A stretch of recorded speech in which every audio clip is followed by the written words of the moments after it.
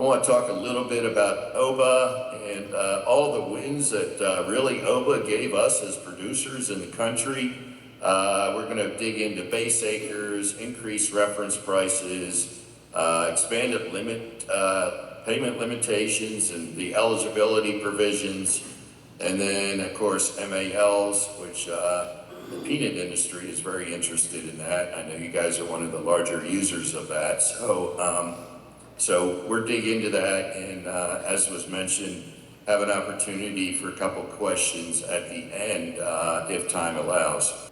So base acre allocations, once again, a big win for all of us. 30 million new base acres across the country. This was something that hadn't been done for a long time, and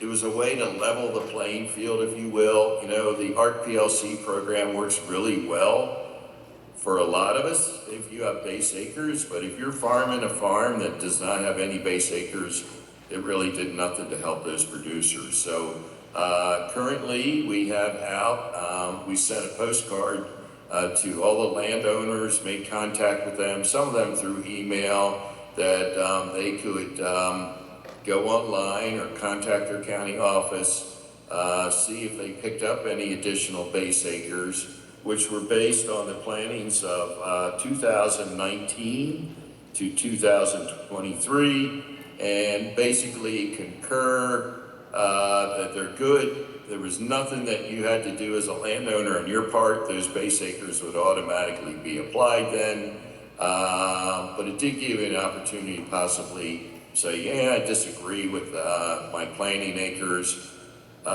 Very, very little, if any of that, pushback.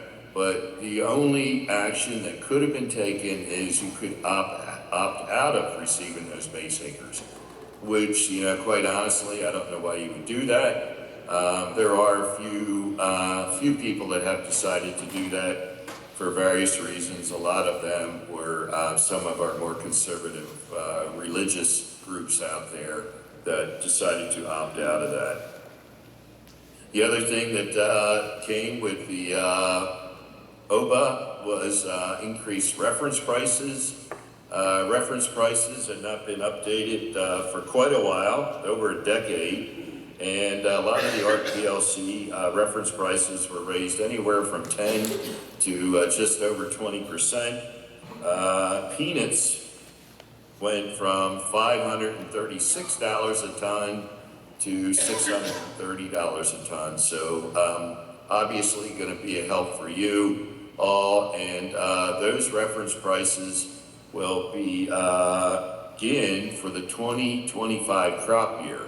And just as a reminder, the payments that you get this fall will be for the 2025 crop year, not the 26 crop year. So it gets a little confusing even for myself, but those payment reference prices, you will see the result of them as soon as this fall. So another big win. Thanks to everybody for getting that done.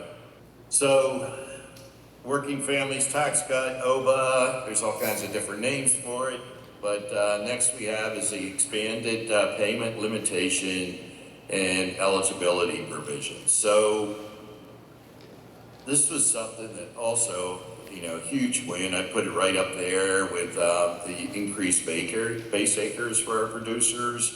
A lot of us, my family included, have pass-through entities, and pass-through entities are like S-Corps, LLC, and we're now actually looking at them, much like we did with those general partnerships, which some families would operate under to increase payment limits. So in other words, you have a payment limit and you're hoping to get a payment limit, maybe multiple payment limits.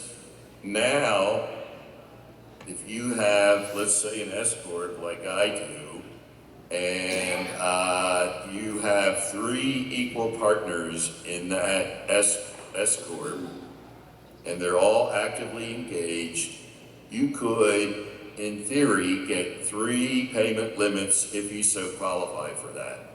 So a big win. A lot of us are using these LLCs, pass-through corps, S-corps, for all kinds of other reasons, including maybe helps you pass your farm down to the next generation.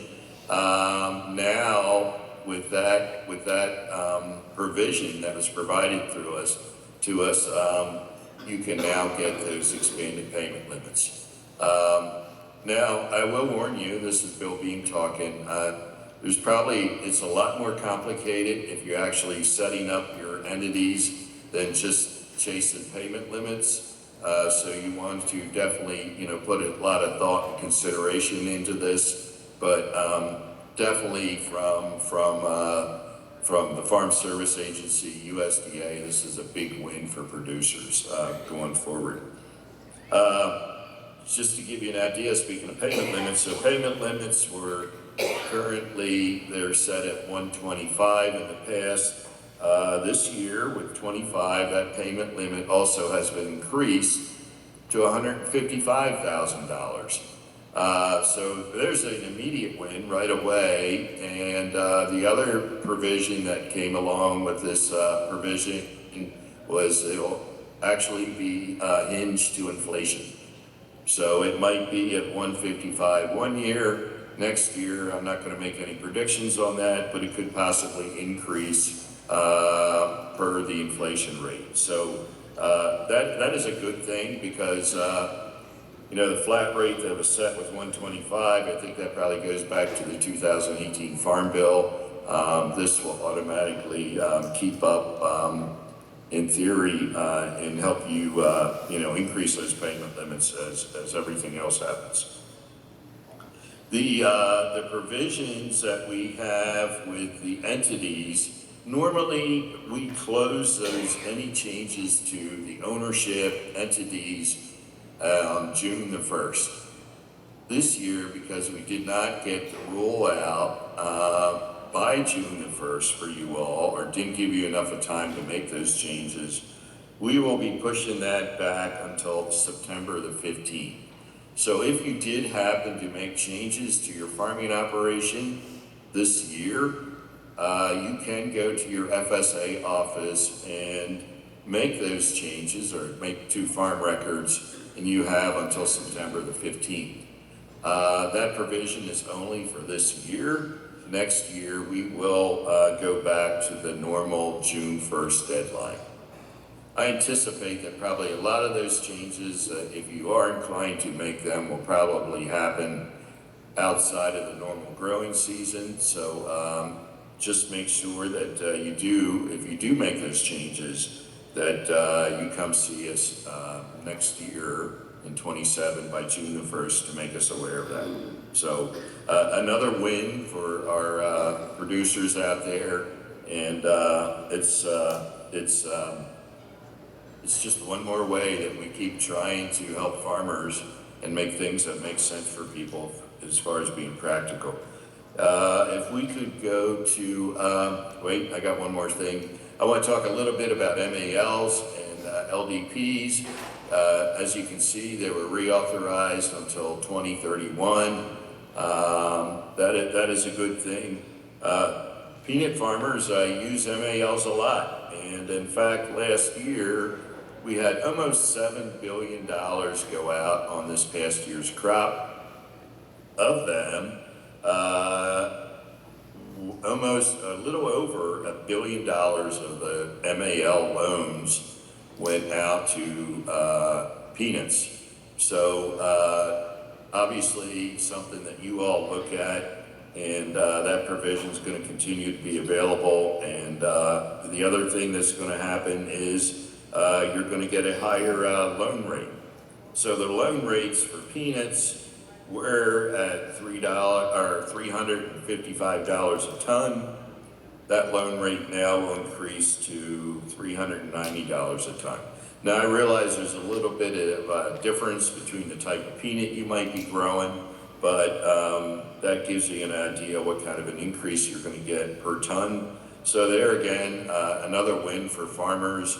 you'll be getting a little bit more cash, if you will, out of those MAL loans to help you get that operating capital you need until those peanuts are sold. So another win. So you've probably been hearing a lot about one farmer, one file. If you've been hearing the secretary talk about it, or myself, or the undersecretary, really what one farmer, one file is, we are making a full press effort to modernize our acreage reporting and all of our record keeping systems here inside FPAC. The fact that we were still pushing paper back and forth to do an acreage report and it's 2026 is seems a little antiquated to me. So what we have done is we have created 3 phases, if you will. And the first phase is a geospatial reference map that we have created, and you can go into your county office when this is rolled out across the country, and basically you will interact with a geospatial reference map. And it's sort of going to look like Google Maps or Google Earth if you're on satellite view. And you can click on your CLU, say I planted that field, in your case maybe peanuts, and I planted them on May the 1st. I don't know if that's proper, but anyhow, and you can basically hit submit, and that acreage report is completed without pushing paper back and forth, or PAs entering all this data manually into cars, and it does a lot of the busy work, if you will, for our staff. So that's phase 1.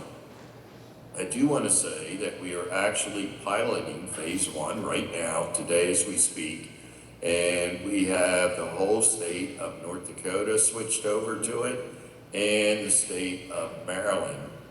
We also have about 10 other counties across the country that we are doing testing, everywhere from our low bandwidth, our high bandwidth, our complicated acres reports, to maybe some of our simpler areas where a lot of the CLUs might be planted in one crop. So working extremely well.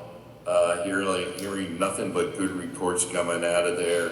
And in fact, I can tell you that for next crop year, which means we will roll it out this fall, we will be switching the whole country over to this new geospatial reference system. So huge win for us. Phase 2 will make that map that I just described to you outward facing to producers that want to do acreage reports remotely. So you will be able to do that from your iPhone, your PC at home, maybe while you got Autosphere working with your tractor and you're just going back and forth in your field. That is phase 2.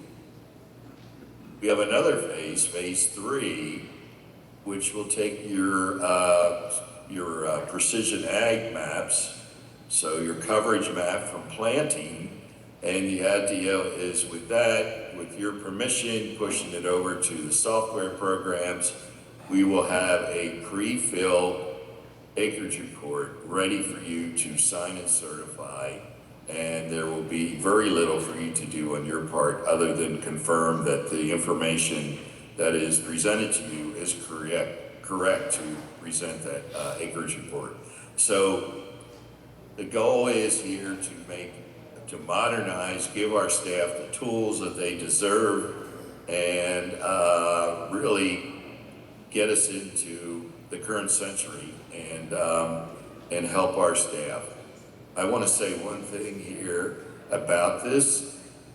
People have said, well, Bill, you guys you're enhancing all these IT efforts. Does this mean that there's less need for staff? And the answer to that is no.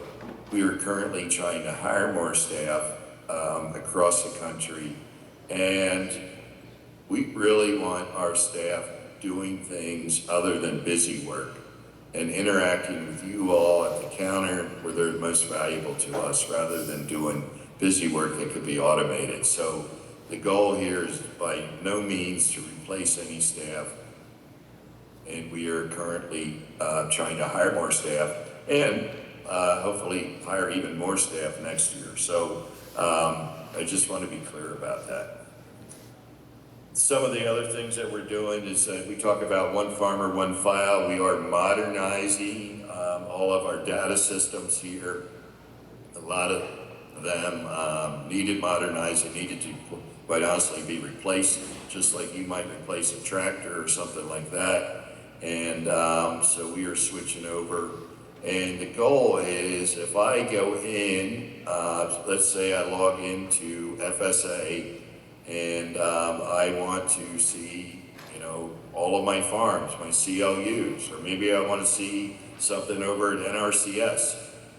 We are creating and have called it One Farmer, One File, where Bill Beam will be Bill Beam, and that information will be readily available, and NRCS would be able to pull up my data and really minimize the times that we need to maybe sign the same form with our sister agencies. So a modernization that's much overdue, and we are committed to get it done during this administration.